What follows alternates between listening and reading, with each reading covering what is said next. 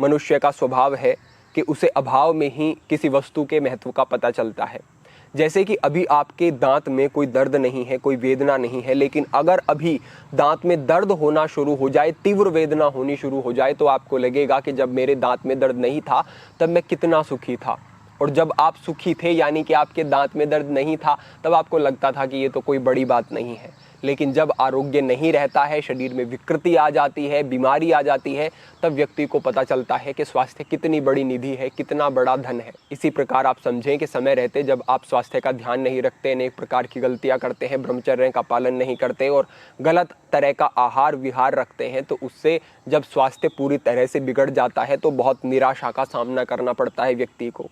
अभी कुछ ही समय पहले हमारे पास दो व्यक्ति आते हैं, एक वृद्ध से दिखाई दे रहे थे और एक उनका पुत्र थे। देखते हैं तो हमें लगता है कि बड़ी स्थिति गंभीर है। उनके पिता अपने पुत्र के बारे में बताते हैं कि इसको स्वप्न दोष की समस्या है, ये गलत प्रकार की क्रियाओं में लगा रहता है, इसे ओसीडी की समस्या हो गई है, बार बार वो हाथों को धोते रहते जिसकी वजह से उनके हाथों की त्वचा जो है वो गलनी शुरू हो गई थी। अनेक प्रकार की ऐसी स्थितियाँ, और वो जो युवक था वो आंखों में आंखें मिला करके बात भी नहीं कर पा रहा था, गर्दन नीची करके बात करता, डरा हुआ सहमा हुआ दिखाई दे रहा था। ऐसी स्थितियां बन गई, कभी वो भी स्वस्थ होगा, कभी वो भी पूर्ण रूप से सक्षम होगा, लेकिन उसकी गलत आदतों ने उसे ऐसे अंधे कुएं में डाल दिया जहां से बाहर निकल पाना उसके लिए बहुत कठिन होगा अब। हालांकि अगर वो पूर्ण नियमों का पालन करे, ब्रह्मचर्य का पालन करे, आहार विहार का ध्यान रखे तो स्थितियां सुधारी जा सकती हैं। लेकिन जब ऐसी स्थिति हो जाती है तो यहाँ से निकल पाना कठिन क्यों हो जाता है? क्योंकि व्यक्ति इस स्थिति में भी नहीं रहता कि वो उन चीज़ों को समझ सके। आज हम इसी विषय पर बात कर रहे हैं। कुछ ऐसी चीज़ें, कुछ ऐसी औषधियाँ जो कि हमें भी परंपरागत रूप से प्राप्त हुई, तो वो हम आपके साथ यहाँ पर साझा कर रहे हैं। ये आपके स्वास्थ्य में बड़े बदलाव लेकर के आएंगी और शरीर में बल का वर्धन करेंगी और शरीर को पूर्ण रूप से स्वस्थ करेंगी। ये मार्गदर्शन सभी व्यक्तियों के लिए उपयोगी है, एकाग्रता पूर्वक इसे समझें। गलत प्रकार के आहार विहार और जीवन शैली के कारण दो धातु विशेष रूप से प्रभावित होते हैं। पहला धातु होता है मज्जा और दूसरा धातु होता है शुक्र। मज्जा से ही कुछ समय के बाद शुक्र का निर्माण होता है, लेकिन जो व्यक्ति बहुत ज्यादा गलत क्रियाओं में लगे रहते हैं या फिर उन्हें शीघ्र पतन जैसी समस्या, धातु विकार या फिर स्वप्न दोष जैसी समस्याएं हो जाती हैं, उनका वीर्य पुष्ट नहीं हो पाता, क्योंकि समय से पहले ही उनकी जो मज्जा है वही उस रूप में ही शरीर से बाहर जाती रहती है। ऐसी स्थितियों में उन्हें धातु विकार हो जाते हैं, शुक्राणुओं की कमी हो जाती है, वो संतान उत्पन्न करने में कई बार सक्षम नहीं होते, संतान उत्पन्न होती भी है तो उसका स्वास्थ्य ठीक नहीं होता। इसीलिए हमारे शास्त्रों में कहा गया है कि संतान उत्पन्न करने से पहले लंबे समय तक ब्रह्मचर्य का पालन करना अनिवार्य है। तो आपको समझना होगा कि जो एक स्वाभाविक प्रक्रिया है शरीर की, यानी कि ओजस का निर्माण होना, वीर्य का निर्माण होना, शरीर का पुष्ट होना, गलत क्रियाओं के कारण जब वो बिगड़ गई है तो उसको ठीक करने के लिए कुछ विशेष औषधियों का प्रयोग अगर किया जाता है तो वो विशेष उपयोगी होगा, बड़ा अच्छा रहेगा। आज हम इसी विषय पर बात कर रहे हैं कि क्या वो चीजें हैं जो सरलता से आपको आपके घर पे मिल जाएंगी और जो आपके शरीर में बल को बढ़ाएंगी, ओजस को बढ़ाएंगी और जो भी धातु विकार है उनको ठीक करेंगी, पुरुषत्व को आपके बढ़ाएंगी। क्या वो चीजें हैं, इनको आप एकाग्रता पूर्वक समझें और इनका प्रयोग करें। तो जो सबसे पहला नियम होगा वो तो स्वाभाविक सी बात है, यही है कि आपको ब्रह्मचर्य का पालन करना होगा। इन विषयों पर पहले काफी मार्गदर्शन किया जा चुका है कि कैसे मन को काबू करें, कैसे संस्कारों को ठीक करें, वो आप जाकर के देख सकते हैं। लेकिन आज हम बात कर रहे हैं ऐसी 3 औषधियों के बारे में जो कि परम हितकारी हैं और केवल पुरुषों के लिए ही नहीं, ये स्त्रियों के लिए भी समान रूप से कल्याणकारी रहने वाली हैं। यहां पर जो पहला प्रयोग होगा वो प्रयोग होगा हल्दी का प्रयोग। अब आप कहेंगे कि ये तो बहुत ही सामान्य सा है, इसमें कैसे हमें लाभ मिलेंगे?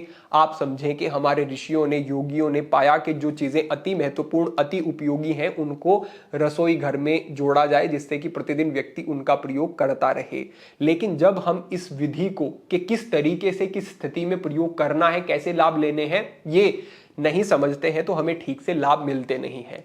आपको हल्दी का प्रयोग कैसे करना है वो समझें। आपको गाय का दूध लेना है, अगर देसी गाय का दूध मिल जाए तो बहुत अच्छा है, नहीं तो सामान्य आप गाय का दूध ले लें और उसमें आपको 1/4 चम्मच की मात्रा में हल्दी डालनी है और उसको पकाना है। उसको मीठा करने के लिए आपको धागे वाली मिश्री का प्रयोग करना है। इसके साथ जब इसको हम प्रयोग करते हैं तो अच्छा रहेगा। साथ ही साथ समझना है कि चीनी का प्रयोग बंद करना है। गुड़, शक्कर, खांड और मिश्री का, धागे वाली मिश्री का प्रयोग करते हैं तो ये ठीक है आपके लिए। तो इस प्रकार से जब आप हल्दी मिश्री का योग करके और दूध में उसको पका करके पीते हैं तो ये बहुत अच्छा है, धातु विकृति को ठीक करने के लिए, शरीर को पुष्ट करने के लिए बहुत ही उपयोगी रहने वाला है आपके लिए। तो सभी हमारे जो बंधु हैं वो संध्या में इसका प्रयोग करें। सोने से लगभग 1 घंटा प्रयोग करते हैं और उसके बाद बाईं करवट लेटते हैं। बाईं करवट इसलिए क्योंकि आपके पेट की आकृति इस प्रकार से होती है कि अगर आप दाईं करवट लेटते हैं तो जो आपकी आहार नाल है, इसोफेगस है, उसमें जो आपका कुछ भी आपके पेट में है तो वो ऊपर की तरफ आता है, उचित नहीं होता। बाईं करवट लेटते हैं, पेट पे भार नहीं होता और सोते समय पेट पे भार अगर होता है तो स्वप्न दोष जैसी स्थितियां बनती हैं। तो ये जो आपको प्रयोग करना है, हल्दी और दूध का प्रयोग अवश्य आप करें। दूसरे स्थान पर जो आपके लिए प्रयोग रहेगा ये रहेगा आंवला चूर्ण का प्रयोग।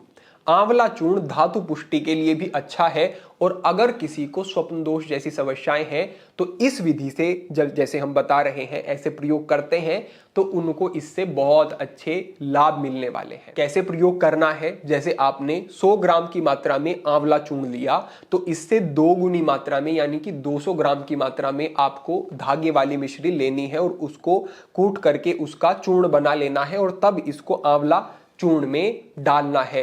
दोनों के योग को आपको रख लेना है और 1 छोटा चम्मच की मात्रा में शाम को आपको भोजन के लगभग 1-1.5 घंटे के बाद इसको लेना है। जल ऊपर से आपको पीना है और इसके आधे घंटे बाद या 1 घंटे बाद आप कुछ मात्रा में दूध भी ले सकते हैं। यूं तो खट्टे चीजों के साथ दूध का प्रयोग वर्जित कहा गया है, लेकिन आंवले के अंदर इस प्रकार के कुछ तत्व होते हैं कि आंवले चूर्ण के साथ अगर आप लगभग उसके आसपास में दूध लेते हैं तो ये कोई हानि आपको नहीं करेगा, ये ठीक है।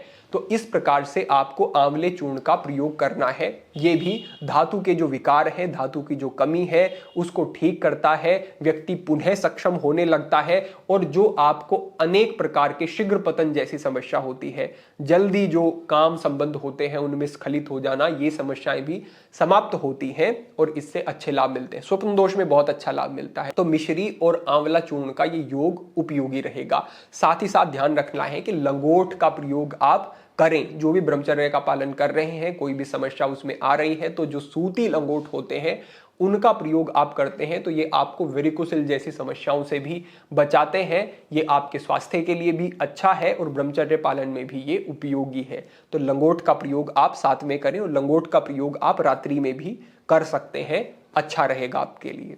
यहां पर जो हमारी तीसरी वस्तु होगी, ये तीसरी वस्तु है मात्रा को बढ़ाने के लिए, यानी कि धातु की जो कमी है, जो गलत आदतों के कारण, गलत क्रियाओं के कारण कमी पड़ी है, उसको जल्दी से पूरा करने के लिए क्या प्रयोग कर सकते हैं।